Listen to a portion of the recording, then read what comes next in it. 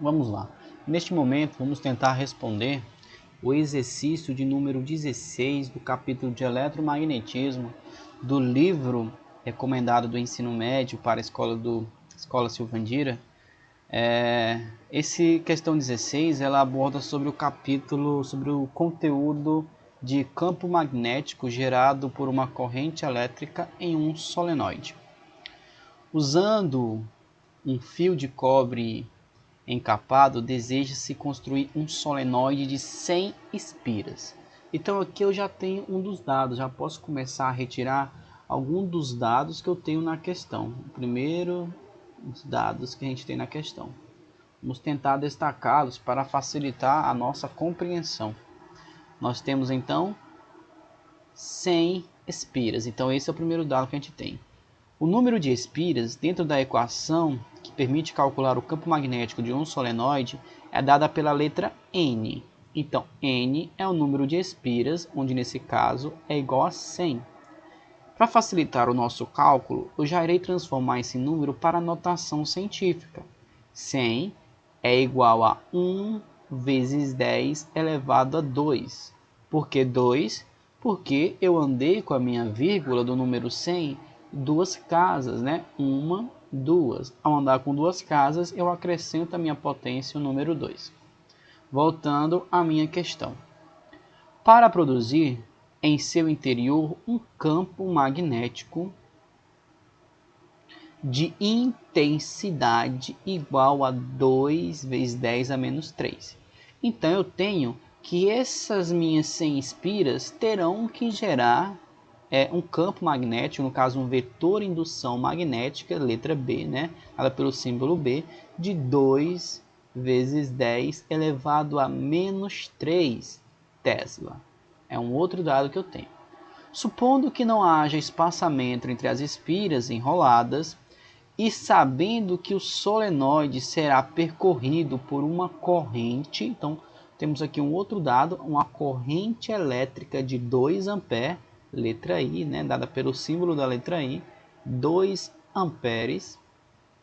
Calcule, então aqui temos aqui o nosso ponto de interrogação, né? Vamos calcular o valor do comprimento aproximado do meu solenoide.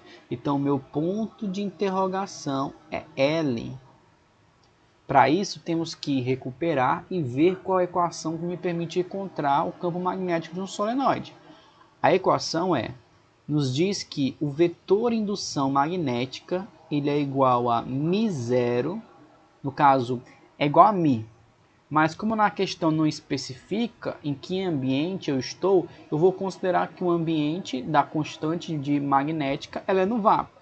Então vamos dizer que é igual a μ0, onde μ0 tem um valor constante. μ0, que é a constante do vácuo, ela é igual a 4π vezes 10 elevado a menos 7, onde a unidade medida é Tesla vezes metro dividido por ampere.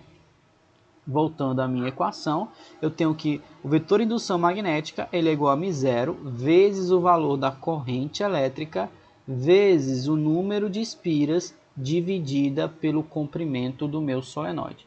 Então, essa é a equação que vai me permitir encontrar o valor do campo magnético de um solenoide. Mas eu não quero encontrar o campo magnético. O que eu quero encontrar é o valor de L. Esse aqui que é o meu ponto de interrogação. Mas teremos que utilizar esta equação para encontrar ele. Vamos lá. Vamos copiar novamente a equação. A equação nos diz que B é igual a μ0 vezes o valor da corrente elétrica vezes o número de espiras dividido pelo comprimento L. Qual é o valor de B? Se vocês se recordarem, pelo enunciado da questão, o valor de B é igual a 2 vezes 10 a menos 3. Então, irei substituir esse valor no lugar de B.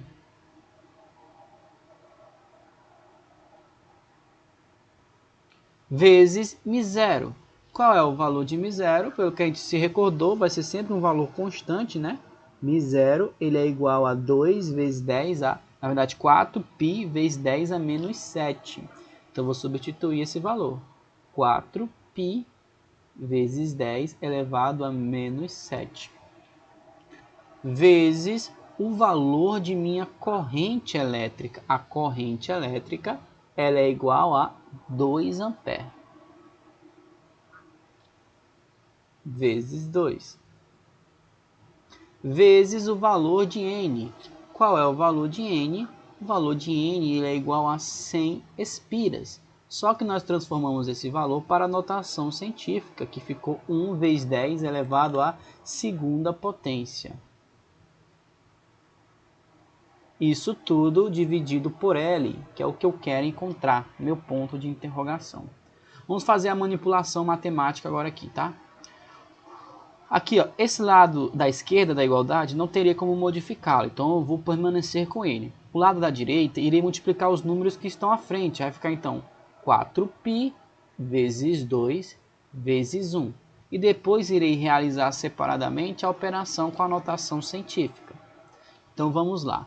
2π, 2 vezes 10 a menos 3 se mantém, sinal de igual. 4π vezes 2 é igual a 8π. 8π vezes 1 é igual a 8π, novamente, vezes 10 elevado à potência. A primeira potência que nós temos é menos 7. Qual a operação que existe entre menos 7 e 2? A operação que existe entre eles é de multiplicação. Quando a multiplicação com notação científica, o sinal da multiplicação é um sinal de mais. E aí vem o valor do meu número. Que número que nós temos? É o número 2. Então, menos 7 mais 2, isso aqui dividido por L. Ok? Vamos agora manipular matematicamente. Repito aqui, ó, 2 vezes 10 a menos 3. Isso é igual a 8π vezes 10 a menos 7 mais 2, dividido por L. Menos 7 mais 2 é igual a menos 5.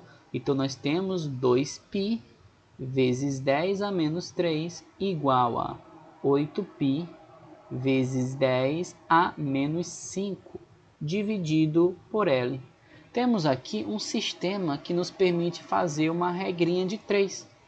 Podemos multiplicar cruzado. Aqui não temos nenhum valor, então significa que o número que nós temos aqui é o número 1. Vamos fazer vapo-vapo. Então, L vezes 2 vezes 10 a menos 3 é igual a 2 vezes 10 a menos 3 L. Isso é igual a outra multiplicação. 1 vezes 8π vezes 10 a menos 5 é igual a 8π vezes 10 a menos 5.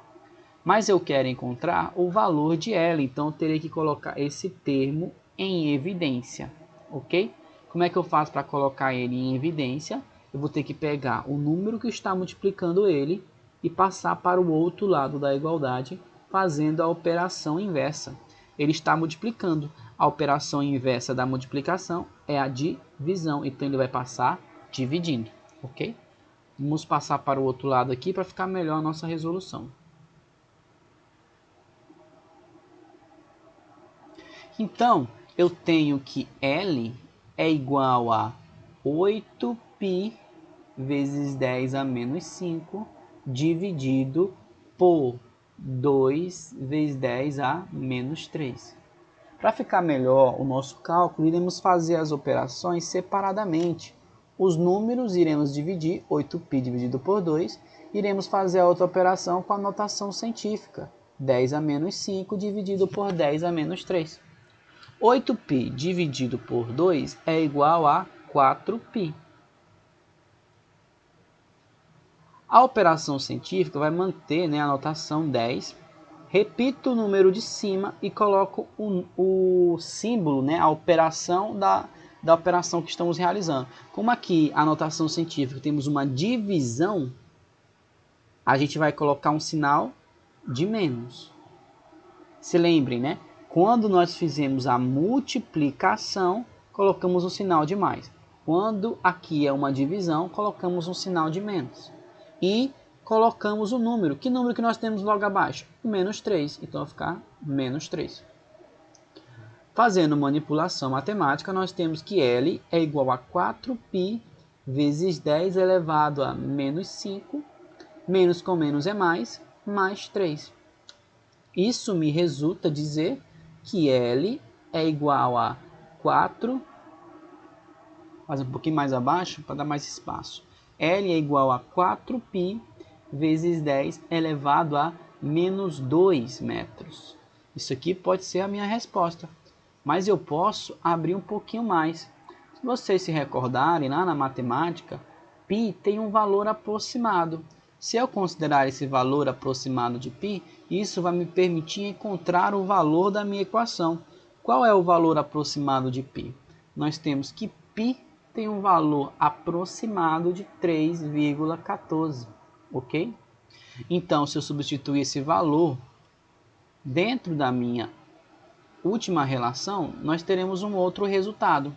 Vamos ver que resultado vai nos dar? L, então, é igual a 4 vezes 3,14 vezes 10 a menos 2. Se eu multiplicar 4 vezes 3,14, vai me dar um número de 12. Vamos fazer aqui a operação na calculadora. 12 vezes 12,56. Então, L é igual a 12,56 vezes 10 a menos 2. Geralmente, nos nossos resultados finais, eu gosto de deixar apenas uma casa decimal. E como vocês observam, aqui nós temos duas. Então, eu terei que diminuir uma. Para isso, eu vou ter que andar com minha vírgula uma casa para a esquerda. Quando eu ando uma casa para a esquerda, eu aumento um número na minha potência. Então, meu resultado final nos diz que L é igual a 1,256 vezes 10 elevado a menos 1 metro. Esse é o resultado que eu consideraria final. Alguns livros podem pedir para que você tire a notação científica. Com isso, eu teria que andar, em vez de uma casa, sim, duas casas. Então, uma possibilidade de resultado é dizer ou que L é igual a 0,1256 metros. Isso aqui também estaria correto. São apenas manipulações matemáticas com a notação científica. Ok? Espero que tenham compreendido, né, a nossa resolução.